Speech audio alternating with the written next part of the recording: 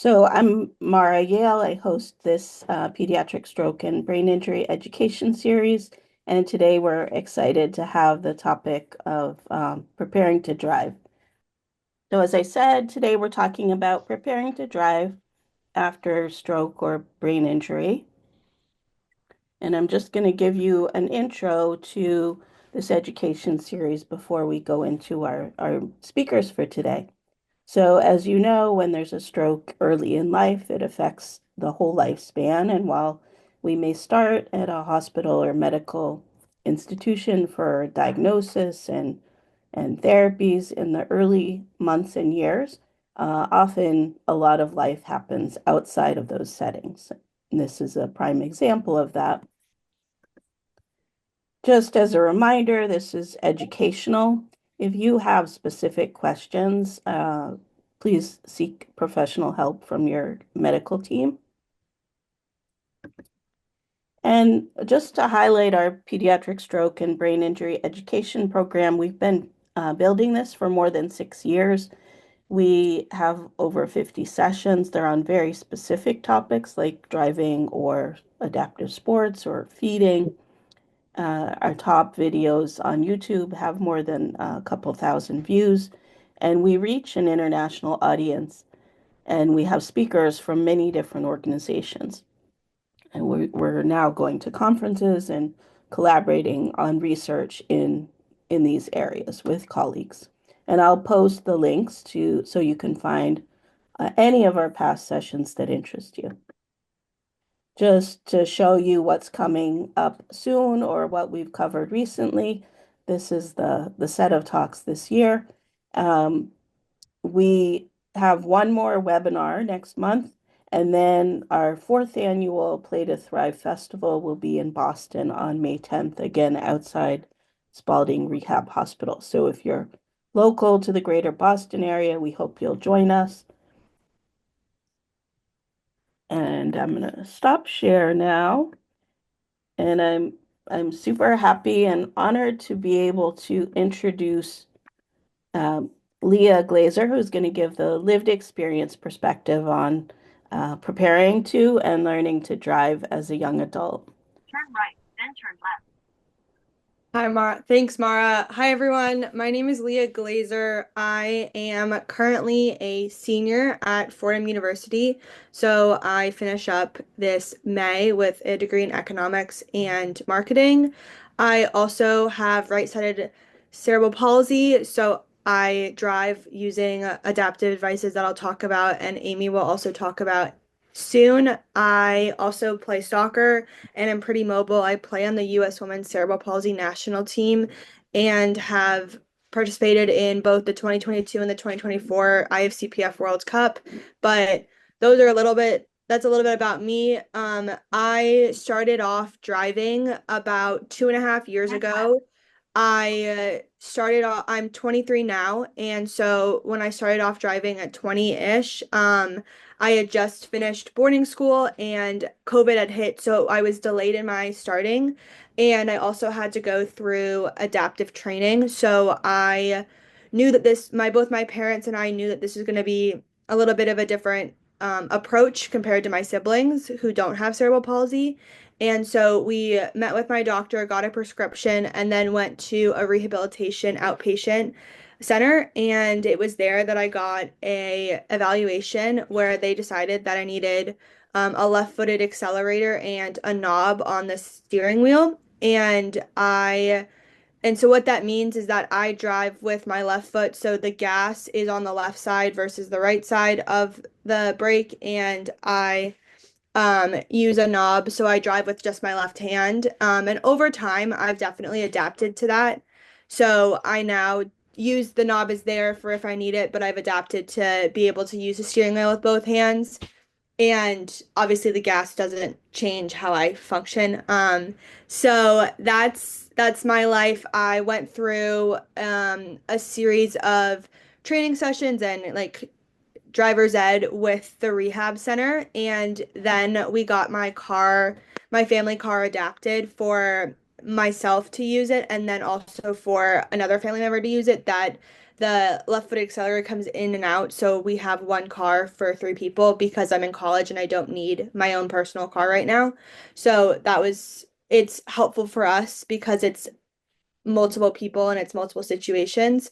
And then I think that the rest, from there, I took my tests normally. No one really questioned my adaptations. And I've been driving on my own since I want to say July of 2023, 2024, probably. I forgot when, but been driving on my own and haven't run into any issues. Is there anything, Mara, that you want me to touch on, or I can open the Um, floor up? yeah, let's shift to open the floor up. I'm gonna remove, let's see, remove the spotlight. Yeah, Leah has to leave at 12:45 Eastern time. So if there are questions directly for Leah about anything you've heard, please come off mute and ask right now. Otherwise, we'll give you one more opportunity at about 12:40 Eastern time. And if not, we'll go right into Amy's talk. I But have a quick question. Leah, could you talk about the evaluation that you had? Where was that done? And can you talk about a little bit about the process of that? Yeah, I'll try my best to remember. It was a few years ago. But as far as the evaluation went, I went to an outpatient driver specialist and he saw the difference in my mobility both on the left and the right side, and from there evaluated the different approaches we could take. And what he came up with based off of how much pressure I could put on my left foot versus my right was that I needed a left-footed accelerator, and then the knob itself, we decided it was just an extra safety precaution because I'm not able to fully use my right hand, that I have much more control of my left. So the knob is situated in the on the left side of the steering wheel so that I'm able to move and drive normally as best as I can. So does that answer your question? Yes. Do you remember what it was specifically called, the place where you were evaluated? Yes, Kessler Rehabilitation in West Orange, New Jersey. Okay. Thank you. Yep. Yes, I have a quick question. How long was the duration of the training period between having, being assessed and made the adaptations and being able to try for your driver's license? That's a great question. Because I was over the age of 18, the duration of time that has to occur between a permit and a license is different than somebody who's younger. So I think it was 6 months that I had to wait and drive. There were no specific hours that I had to hit, I remember, but I had to wait that certain allotted amount of time. But between getting assessed and being able to drive, I think it was at Kessler, they have adaptive cars for me to just to with my permit take out. So we drove around the lot there. I think even the next session, and then from there, once I got the prescription for the car to be outfitted for a family car, I think it took us probably another couple weeks just to double check that this was all what made sense for me moving forward, that this was going to be a sustained future endeavor for us because it does cost a decent amount of money. Fantastic. Thank you very much. Thank you. Hi, Leah. My name is Kate Couric. I actually have a daughter whose name is Leah, and she has right-sided hemiplegia as well. And so I saw the title for this webinar and I got really interested in it. While she's only 7 right now, it is something that we're thinking about moving forward. So thank you for sharing that with us. And I was just curious, is there do you have any restrictions on your license that limit you to what kind of vehicle that you're able to drive? I know you mentioned how you're able to adapt your own car to be, better suited for you and your driving abilities. But I'm just curious if there's, if you're able to like, let's say there's an emergency and something happens and there's a vehicle, you know, and you might be the one to drive it. Is that something that you're able to do? Is that like a restriction? I'm just curious. I will try my best to answer this. I think I understand the question. As far as limitations go, there's actually no restrictions on my actual license. Which I wear contacts, so the vision test is the only thing that pops up when it says restrictions on my license. As far as adaptive, like if I'm gonna go rent a car when I turn 25, there are certain companies that you can get adaptive car rentals through. I haven't hit that milestone yet, and job-wise, so I'm not exactly sure which, but I do know that through my parents' research, they have told me that because they know that that's a source of concern down the road when I do look for a job. So I think that that answers your question, but there's no real restriction as of right now that I'm aware of. But obviously, the actual driving would pose a challenge if I was to get in a vehicle that's not outfitted. Got it. Yeah, thanks, Leah. Where do you live, Kate? I live in Wisconsin. I'm right outside of Madison. You could check on the DMV or RMV website too, because in Okay. Massachusetts, and we're going to talk a little bit about it, you do get a stipulation put on your license that you can only drive with Okay. adaptive equipment. It's like just like you mentioned with your contacts, Leah, or glasses, that you get like a B or whatever letter. Each state's different, but in Massachusetts, that is part of our licensing exam, and so that way we can get into it when we talk about it, but you definitely want to check that out because I'm actually surprised that New Jersey doesn't have that. So, I'm Okay. Yeah, thank you for that. I'll definitely keep that in mind. I know I've got some time, but good to know. Thanks so much. I'm gonna turn it over to Amy now, and she'll introduce herself and share her professional perspective. Again, capture questions for Leah in the chat, and we'll take a few more questions at about 40 minutes after the hour. Thanks. all right. So my name is Amy Donabedian. I'm an occupational therapist and certified driving rehabilitation specialist. I practice at Spalding Rehab Hospital in Charlestown, Mass, and I also cover an outpatient clinic in Medford.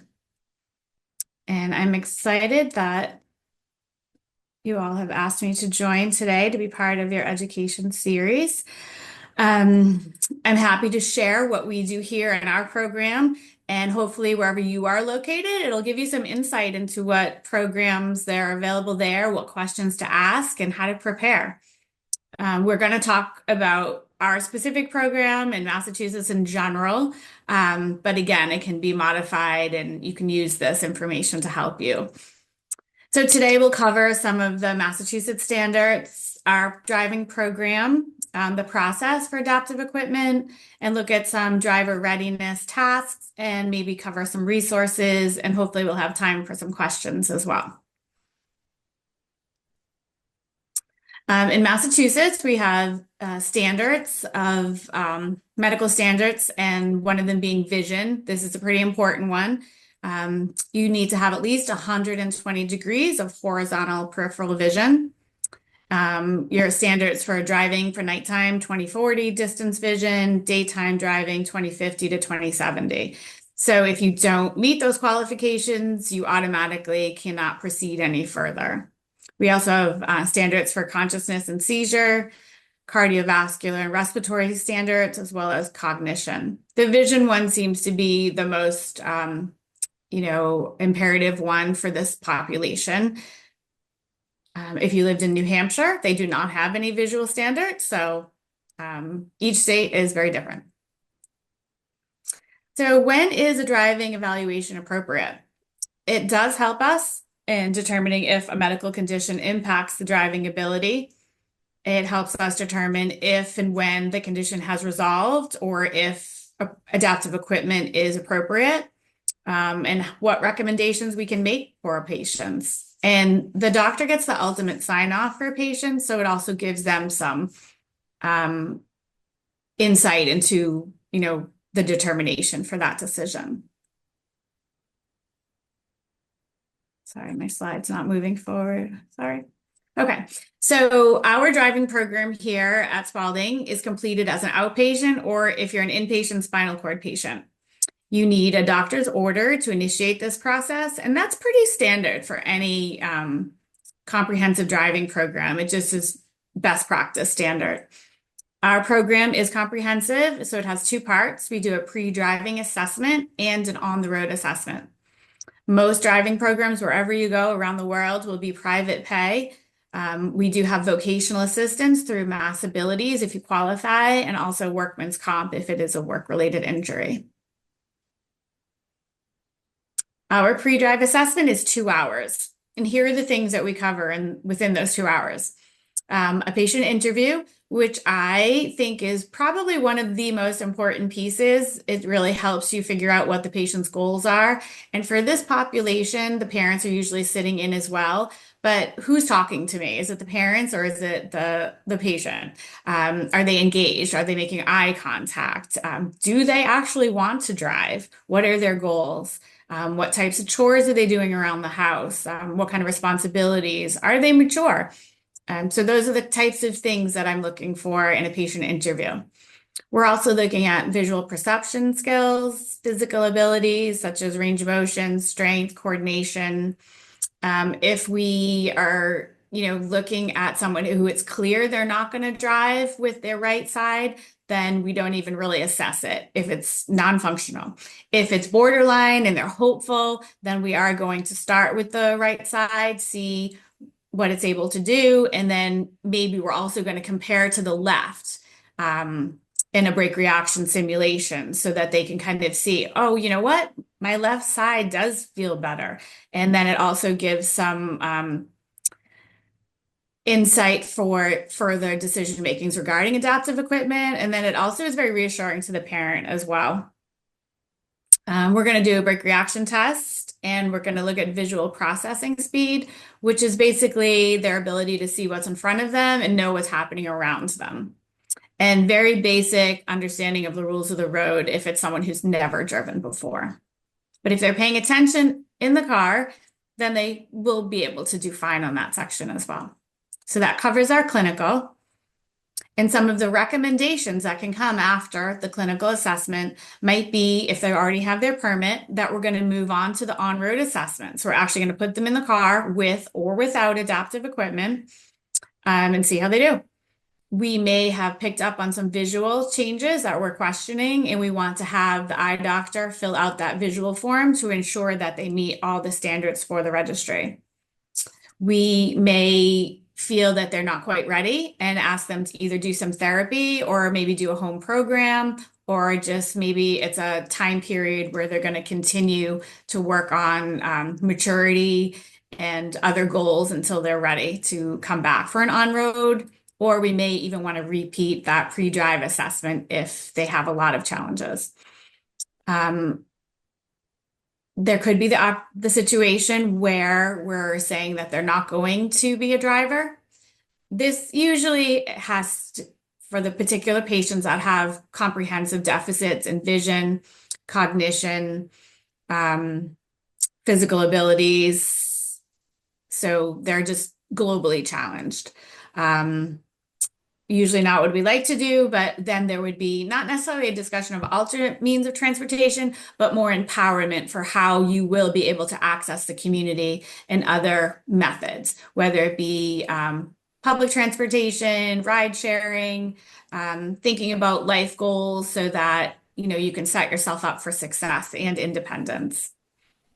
An R&V competency test would be for someone who was very high level, where they're just going to go test out from their permit to the license. The part 2 on the road assessment is an hour and a half. And we use a vendor company at our program. So we have another CDRF in the vehicle who is in the front passenger seat, has a safety brake in front of them. So it's a typical driver's ed car. I go as well. I'm in the back seat. I navigate the route and I look for any connection between our clinical assessment and the on-road assessment. So we're looking for their ability to be in control of the vehicle, awareness of what's happening around the vehicle, and following motor vehicle law. Now, if this is someone who's never driven before and they just have a permit and we're going out with adaptive equipment, we're really not looking at all of those things. We're actually going to drive to a parking lot, have them get into the driver's seat, and really just look at the mechanics of controlling the vehicle and maybe do some turning within the parking lot, and just see if they can, if they show potential really to drive. We recently had a young girl left pedal accelerator, started in the parking lot, and she did really well. And actually, on that first day, we did go out and drive around on some of the roads in Charlestown. Needed help, needed some assist with turning, but overall did really, really well. So everybody's different. So in general, during the on-road assessment, when it's done, for a new driver, we wouldn't say resume driving, but that would be for someone who had already been driving. It was just looking for clearance. We're most likely going to be recommending lessons. If it's someone who needs adaptive equipment, it's always with a certified driving rehab specialist.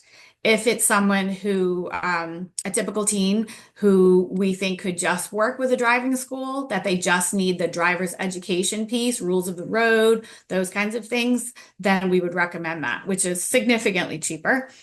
There are times where, not often, but we may have to discuss with a physician what our recommendations should be. I think that's happened once in my career, and it wasn't with a teen driver. Typically, someone with a permit, we're recommending in our state, it's 12 hours of lessons, but they may need more. They might not just need the 12. And then if they did not show any potential and we're very concerned, we may suggest that they don't drive. We have had a couple of instances of we went into the on-road knowing that it was a very guarded prognosis, but we wanted to give the teen the opportunity. And there were just significant visual challenges that they couldn't drive at this time. So not to say that they couldn't recover and, keep working and improve, but at that time it was a no for driving. These are just our costs at our program, just to let you know. These are on the cheaper end as well. I know there's some programs out there that are much more expensive. So just to kind of give you a general sense, any kind of training fees are additional to this. In Massachusetts, here are our requirements. I just highlighted the key points here. Classroom hours, if you're under 18, you have to complete the 30 hours of driver education. And the in-vehicle is 18 hours of instruction, so it's 12 hours behind the wheel, 6 hours of observation. And there are also hours that would need to be completed with a parent as well. I think they recently changed it. I think it's 40 hours, which can propose a problem when you need adaptive equipment, but when we get to that point, we'll talk a little bit about that as well. The process for driving with adaptive equipment is the pre-drive assessment and then the on-road assessment. And then we recommend training. Now, if it's someone who's on a permit new driver, it's always 12 hours. But as I said, they sometimes need more than 12 hours based on how they're learning and how it's going. Once they've completed their training hours, they will take the licensure test with that adaptive equipment in the vehicle. And once they pass that competency test, the recommendations are written for a mobility dealer to install the equipment into the vehicle. We're going to talk about where to find a mobility dealer later. And the recommendations, you can't just have anyone write those. It has to be done by a CDRS. Once that's completed, the equipment is installed in the vehicle and the teen is driving. Different types of modifications that we're talking about today are low-tech modifications. So that would include mechanical hand controls. And this allows a patient to operate the accelerator and the brake without the use of their lower extremities. There's also a left pedal accelerator, and that's used for a patient who's unable to use their right leg to drive. There are also things called pedal blocks, which if you have a mechanical aid in the car, it would block, say you're using the left pedal, it will block out the right so that it's not inadvertently hit. Nowadays, most companies are only doing electronic left pedal accelerators for liability purposes. And I'm going to show you pictures of this and a short video so that this will make more sense. We will also have the ability to put in pedal extensions for very short statured people. And there's something called a signal extension for someone who cannot access the directional using their left upper extremity. It's a small bar that runs behind the steering wheel so that they can access it with their right upper extremity. And there are also various styles of steering knobs. And a steering knob, because the law states you have to have two hands on a wheel, not at all times, but that is the law. The steering knob gives you the ability to have control of the vehicle. Here is a picture on the left of a steering knob. Someone who has normal coordination and dexterity is able to grab onto that. This one in the first picture is located at 10 o'clock on the steering wheel. And then you'll see the tri-pin attachment. This is used for somebody who might not have grasp with their hand, but they're able to use more of a gross motor movement of the upper extremity. And that one's located at 5 o'clock on the steering wheel. This particular person might have endurance issues with their shoulder and has it in a lowered position for overall maintenance of fatigue.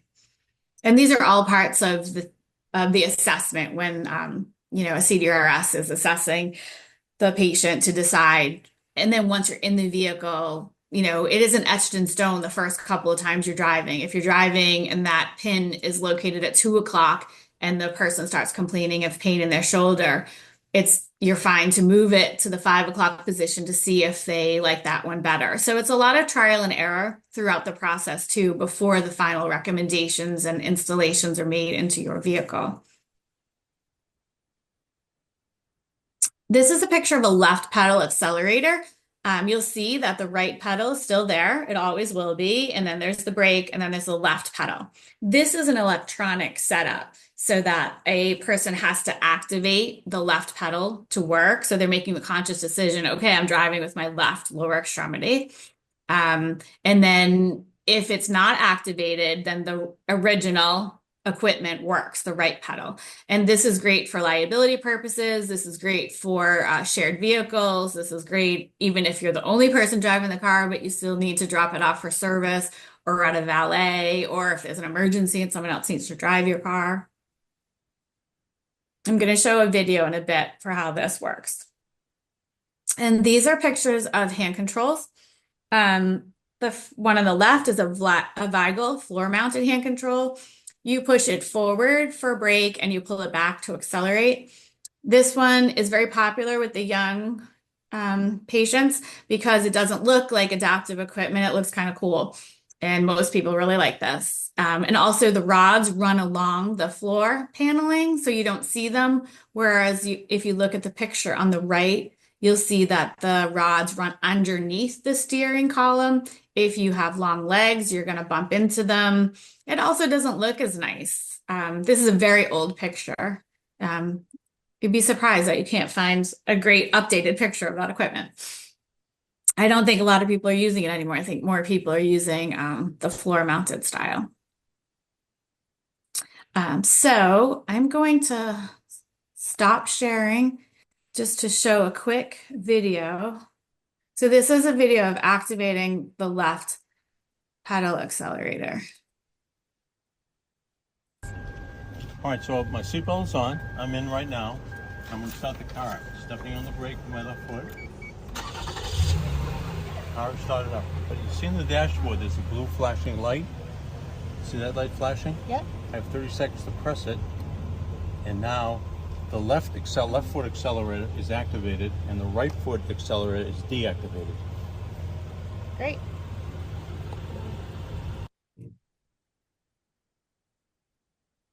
Okay.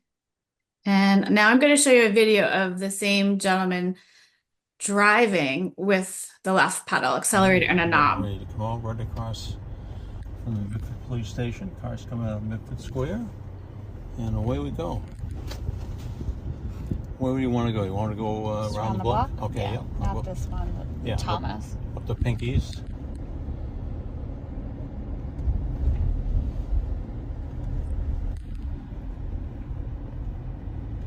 Right Now I have the foot lightly on the gas pedal, go to the brake because the cars in front of me have stopped.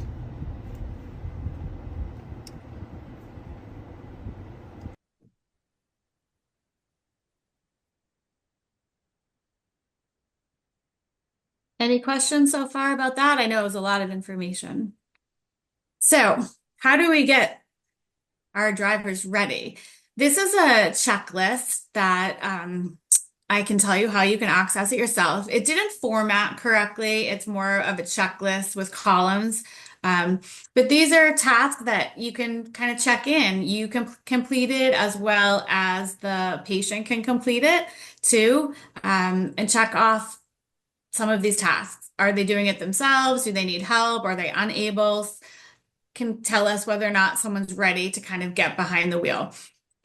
Choosing appropriate clothing, manages time to complete their own self-care, keeping track of appointments, cleaning, laundry, completing chores. Maybe they're volunteering, maybe they have a part-time job. Planning meals is a big one. Following a recipe and utilizing appliances simultaneously is a great way to complete divided attention tasks. There's a saying in the driving world, if you can drive a stove, you can drive a car. So if that's a challenging task for your child, then you might want to think about working on that with them to help them get ready to be a good driver.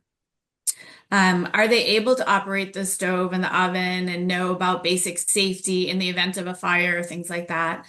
Verbalizing how to respond in emergencies, asking for help, resolving conflict. It is helpful if they have had experience riding a bike or a scooter or some kind of motorized equipment, just in the sense of scanning and understanding rules of the road and just general safety. And definitely navigating as a pedestrian in unfamiliar places with a map or apps. There was a time, I have 3 children myself, and we had all gone to DC, and the metro is a bit different than our system up here. And, it's a little confusing to me too. So I kind of made it a task for the kids and pretended like I wasn't completely confused, but they figured it out. So doing things like that in your environment so that in the event that driving doesn't work out for them, that they are still able to access for socialization, for life goals, all of the things to keep them productive and happy and achieving their goals. Here is a list of some resources. The Association for Driving Rehabilitation Specialists, it's called ADAD. They can give you, if whatever state you live in, you can do a provider search, what kind of program you're looking for, if you're looking just for an occupational therapist, or if you're looking for a high-tech program, or for low-tech, or a CDRS. So you can just do a provider search, and they also have a lot of other educational resources available on their website. The American Occupational Therapy Association also has a lot of resources. If you're here in Massachusetts looking for vocational assistance, there's Massabilities. The National Highway Traffic Safety Administration also has a great website and Section 14 Safety and Driving. The National Organization on Disability, they also have resources for alternate means of transportation and driving. And NMEDA is the National Mobility Equipment Dealers Association. They can help you locate a mobility dealer. So when your car is ready to be modified, you have to have a special, you can't just go to buy a car and then take it to the local garage and have them put the equipment in. I mean, if you bought things off of the internet, you could certainly do that, but that's not best practice. We don't recommend that. Finding a provider through nemeda.org you could put in your state and it'll pop up with all of the different mobility vendors that are available. And then you could shop around for pricing and whatnot. Mobility Works is a very popular one. I think they're across the country. So if, life goals were to travel across the country, or if someone were moving for school purposes, they're a good company to go with because you'd be able to get service in another state.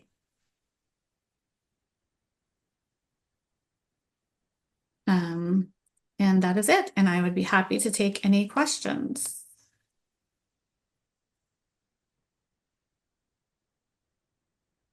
And I do know that Leah has to go soon. So if there are questions for her first.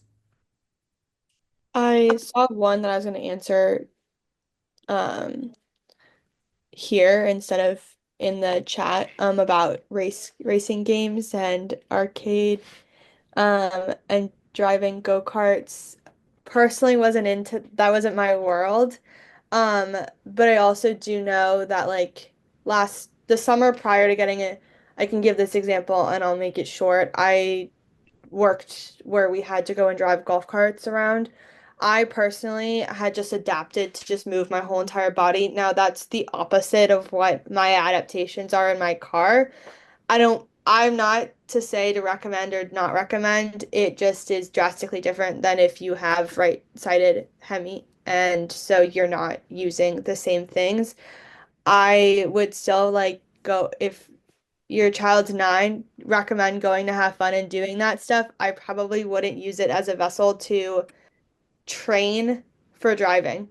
That would be my suggestion. And again, please don't take my advice. Does anybody have anything else? I think that your experience is perfect. But my son, actually, we traveled out to California and he was not a driver at this time. And we were going around looking for the Hollywood Walk of Fame or whatever it's called. And he knew where we were based on driving Grand Theft Auto in the basement.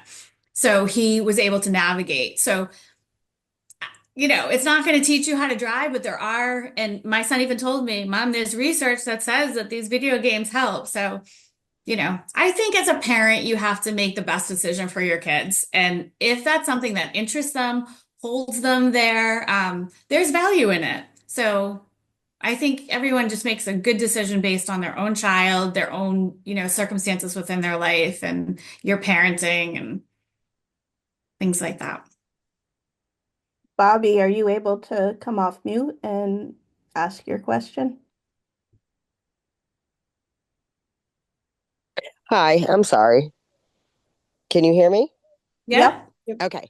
So my son had a ischemic stroke when he was 11. He has left hemi. He doesn't have any issues with his leg. Well, a little bit of weakness, but nothing that his PT thinks is remarkable.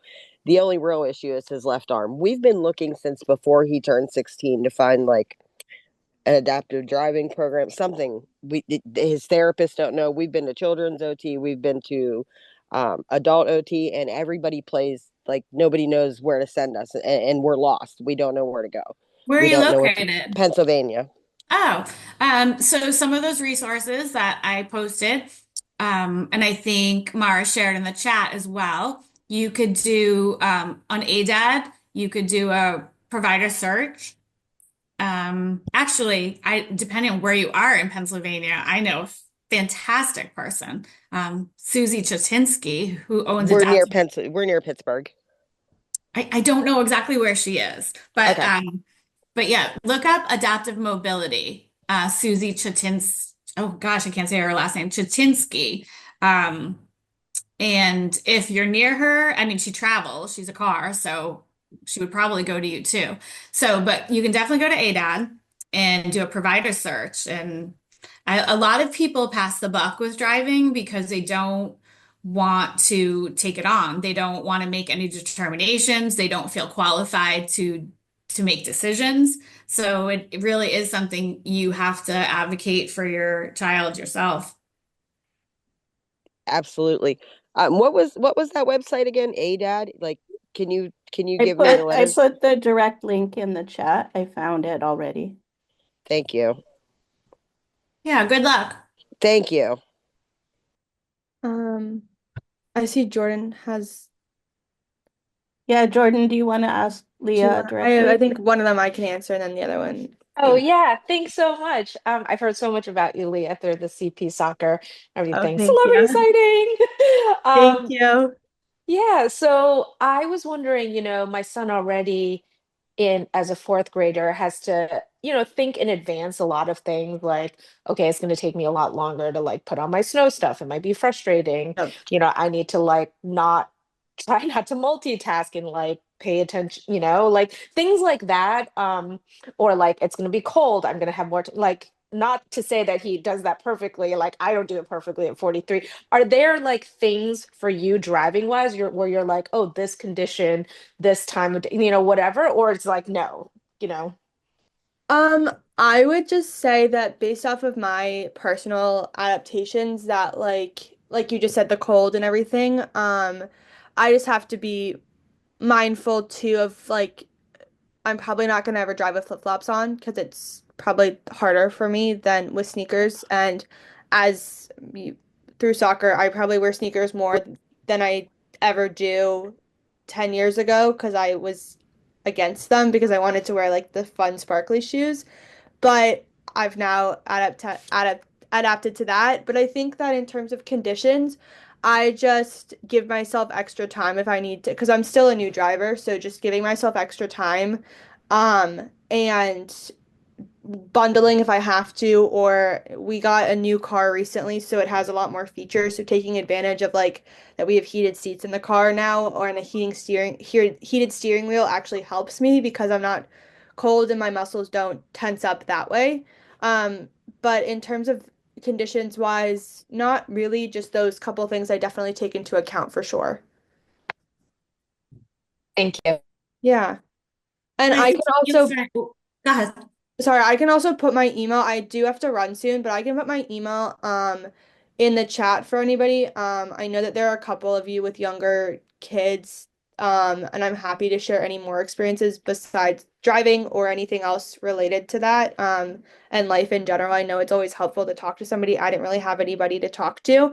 And Mara also has more of my information if you really want to connect with me. So please feel free to reach out. I do have to run, but I'll put that stuff in the chat. And thank you so much to both Mara and Amy. This is awesome. Yeah, thank Thanks you. so much, Leah. I was gonna say, as far as, your child's only 9, he's gonna continue to mature and develop, and you knowing what the executive function task of driving entails, you can help by keeping, adding in challenges for just kind of like that driver readiness, thinking about, we all love to do things for our children, but we want them to grow up and be independent and on their own. So pulling back when it's appropriate to pull back. So, and grading those activities and, challenging them and not something totally separate from driving, just what's appropriate for their age. And I happen to know her son is quite a bicyclist, so thinking about instilling the safety rules while bicycling Yeah, and hand and that's arm fantastic. signals. That's a great precursor activity. Great. Are there other questions? That I think we got most of them. Yeah, I think Jordan, any kind of activity of community mobility and having them navigate on their own. And even if it's whatever city, like going into Boston and, okay, we're going to ride the T or we're going to walk the Freedom Trail. How do we get there? Like any kind of thing where even if they're using their phone, it's okay because that's the world we live in. So just making sure they're independent and happy. So I had a question. I'm having a really hard time visualizing the setup. Like my son has right hemiplegia. Okay. So where would like the gear shifting on the right side, would it still be on the right Yep. side and he's Yep. cross reaches Yep. and Yep. You those reach like, over. okay, Yep. and then like how like you put your hand on the steering wheel while the other one like cranks the So signal lights and like is wait, it? so is there any functional use of the right Yes. upper extremity? Okay. Yes. So the directionals are always on the left side of the steering wheel. So the knob would be probably at 10 o'clock on the steering See, wheel. I'm a bad driver. This is like the worst thing to learn from me. I can't even remember where the shifting Well, things are. luckily he's not, I mean, he's going to He's not going to learn precursor from me. learn, but you're He's not not going going to learn to, from me. Yeah. yeah. So, so the left hand on the steering Okay. knob at 10 o'clock. And then what basically happens is they end up just taking a hand off the knob and hitting the directional, just like you do. But you kind of have to think about the steps ahead of time. Okay. So, and if someone's unable to do that, they do have knobs that have the secondary Uh-huh. controls on them, but we Okay. don't like to over-prescribe equipment. But you don't have to worry about all that stuff now. Right. All that, the person who assesses your son will go through all of that, and then you'll have a better understanding of it.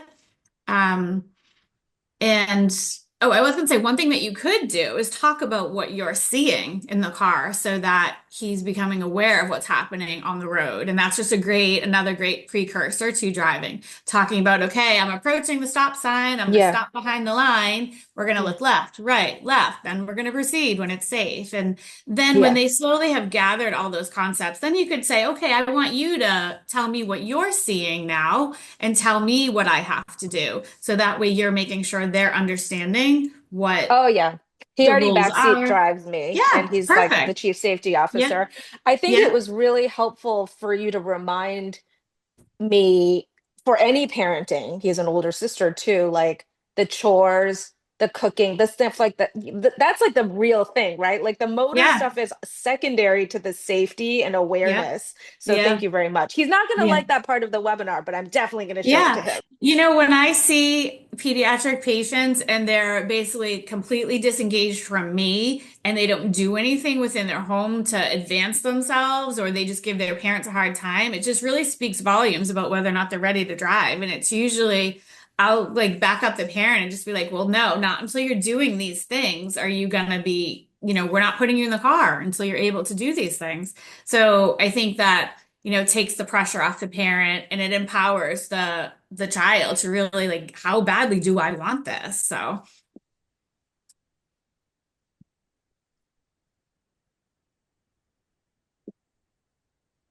Thanks so much, Amy. you're I'm welcome. gonna offer last call on questions if anyone has any. Can I ask a quick question? I apologize, I joined late, so if you already covered this, but and I heard you on I recognize Massachusetts has that vision requirement, and so I have a daughter with a vision field cut. So Okay. my understanding right now she's not would not be able to drive in Massachusetts. Are you aware of any like adaptive equipment when it comes to vision? Like I've heard some talk about like prism glasses, or I Yeah, don't know if you were aware of it's anything. really depends on the type of injury. What I would say, definitely see a neuro-ophthalmologist and discuss that. But sure, some people, prism glasses can expand the field to help meet the requirements. But Okay. how old is your daughter? She's 15. Okay. Does she want to drive? Probably, yeah. Yeah. Um, do you think that in general, in her environment, she seems aware? For the most part, yes. Well, you could first, I would, look in to see if she meets the requirements, and then just start with the basics of like talking about like when you're driving in the car. Okay, every time you see a bicycle, a blue car, and a stop sign, I want you to tell Yeah. me so that you can kind of see, is she able to keep track of the three things? Mhm. Is she missing all of the stop signs? Then you're gonna know. I mean, I don't know what side her visual field is on, but you know what I'm Yeah. saying. Yeah. Um, so, Okay. starting there, but it may be that that she doesn't meet the criteria, she's not a driver at all. Or it may be something that happens later in life with more recovery and more compensation and awareness. Yeah. I don't know what other sports she's doing or anything like that. Yeah. Yeah. Yeah. Okay. No, thank you. Yeah, playing games like with hitting like balls or balloons or things like that. Yeah. Yeah. Yeah. Okay. Thank you. Sure. Amy, do you want to take Bobby's question about Of course. adaptations for the directional Oh, control? is it in the chat? Is it in the Yeah, chat? Bobby, you could ask it. Let me go back. Sorry. I wasn't paying attention to it. So with the left hemi, what's the adaptations for directional controls? What's the adaptation to make them function for someone's left? Oh, okay. So that would be a signal extension. It's basically a bar that runs behind the steering wheel, and then the directional is on the right side. So you'd access it just like you do on the left, but only you access it with the right. Thank you. I appreciate you. Oh, sure. Yep. You could go onto Mobility Works website and look at a signal extension or just Google signal extension and it'll show you. Thank you. Sure. So it seems like, I mean, of course, from driving for decades, there's a lot of muscle memory in driving, and it seems like all of the adaptations are quite standardized. So then, however you learn to drive with those adaptations also gets ingrained in your muscle memory. Is that? But this population doesn't have muscle memory because they're not drivers. No, So, but once they learn, then it yeah, would be standard for that's why their whole sometimes life it's as a easier. driver. Yeah, that's why kids pick things up easier because they don't have those prior experiences. It's not like the gentleman I showed in the video who had a stroke in his 60s and then had to relearn how to drive with his left leg and his right leg still had movement, but he couldn't use it functionally. So, that's the challenge for the older population. But for the kids, it's just, they pick it up so easily because it is the first time they're doing something. So the challenge is just keeping them safe and slow down and aware of the crazy world we live in. Yeah, indeed. Well, thanks Oh, so there's a much. question. There's another question. Our son has right-sided hemi, but he's very functional. I'm wondering if wait a minute. I don't have the whole question. I'm wondering if just using his left foot no, nobody does that. Just want to make sure I read this right. No, you can't. That's actually very, very dangerous to do that. No, he would need a left pedal. Yeah, so just to read, because the recording's going to go out, the question was for a child who has right-sided hemi, wants to know if it's okay to use the left foot on the right pedal. And Amy said it's very dangerous because the crossing over is, right, the Yeah. issue. Yeah, it's bad for your back. It's just bad practice. It's dangerous. No. In terms of recommendations for different geographies, we'll share the links to where you can look up how to find certified driving instructors in your state. And if you're in a different country, presumably you can find them as well. I think So, ADAD, because the website covers all the countries. So, okay. yeah, so ADAD would still be your provider search. Wonderful. Thanks so much, You're Amy, welcome. and everybody. Happy Oh, Valentine's wait. Day. Sorry, there's one more question. I have twin 18-year-old sons. One is a stroke patient, 5 so far, and the other is on autism spectrum and has sensory. Okay. 5. What does 5 so far mean? Catherine, can you come off mute and ask? Find the clicker. Hi. Thank you, Amy. I just Sure. was, I'll put this out there. My sons are, as I said, 18 and each have their own separate issues. And I know that the one that has the stroke patient has difficulties managing or regulating his emotional reactions to things. And it's getting better. And I'm hoping and assuming that it will get better as he matures. But when you're out there with these drivers, as I've found as a regular driver, it can be very challenging emotionally to feel secure, and that's where Yeah. practice comes in. And his brother doesn't think he should be taking the driving test. They both got their permit. One got their permit, but had not started doing the driver's ed until the spring. So I just figure I'll let both of them start with driver's ed this spring and see how they feel about it. Yeah. Because there's no telling where he'll be at emotionally and ready. Yeah. Time. I mean, I don't know how bad the emotional regulation is or what kind of reactions.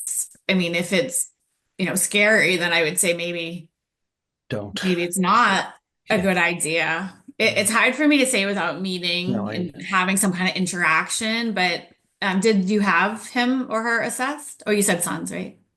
Yes, though not for I just took them down to the Registry of Motor Vehicles. Oh, okay. They did their thing, and both of them took whatever the written was that you have to do Yeah, for the permit. permit. One Maybe more do than an the other. assessment with a driving rehab specialist. And you're right here in Charlestown, right? I am. I could reach All out right. to you. Oh, sure. Are you in Massachusetts? Yes, I'm in Brookline. Oh, okay, yeah. Yeah. And the other one has touch things that I'm worrying about. I'm not sure either one's how it's going to work. The one, that stroke patient one, is the one that's most interested in driving because it's just freedom and everything, Yeah. just go through. But the other one has very strong sensory issues with Mm. touch and water, and I'm not sure. I'm just Yeah. to fly planes, so I know how complex it can get when you're trying to Yeah. process all this, and it may just be that. Yeah. If he's not talking about it and has it as a goal Yes, I and is hear. able to I'm access not because you rushing. live, I am not yeah, rushing. you live in a great area that you actually don't need to drive. As I have buses. So Yes. yeah. Thank So you, I guess as a mom, you just kind of have to like go with your gut and see where it goes because as we know, our brains are still developing until 25. So maybe now's not the time. No, and But they I'm not can see pushing me it at all. anytime, Mhm. at any age. And So there's also the driving defensively because you never know what the other driver is. that is part of it Scares me too. almost more, but Yeah, me too. With luck of my the free draw, driver. my kids. Yeah. You have to be 100% aware of yourself and everything happening and know what everyone else around you is going to do. So that is very important. Yeah. Well, Yeah. thank you so much. It's been Oh, so sure. informative. I really appreciate it. Oh, you're welcome. Thanks again, everybody, for joining us, and I'll follow up with a survey, and we look forward to seeing you next month. Is also about driving, but for younger kids in therapeutic cars as part of Thank a you, Laura. research program. All right, happy Valentine's Day again, and have a great weekend and break if you're off next week. Bye. Thank you.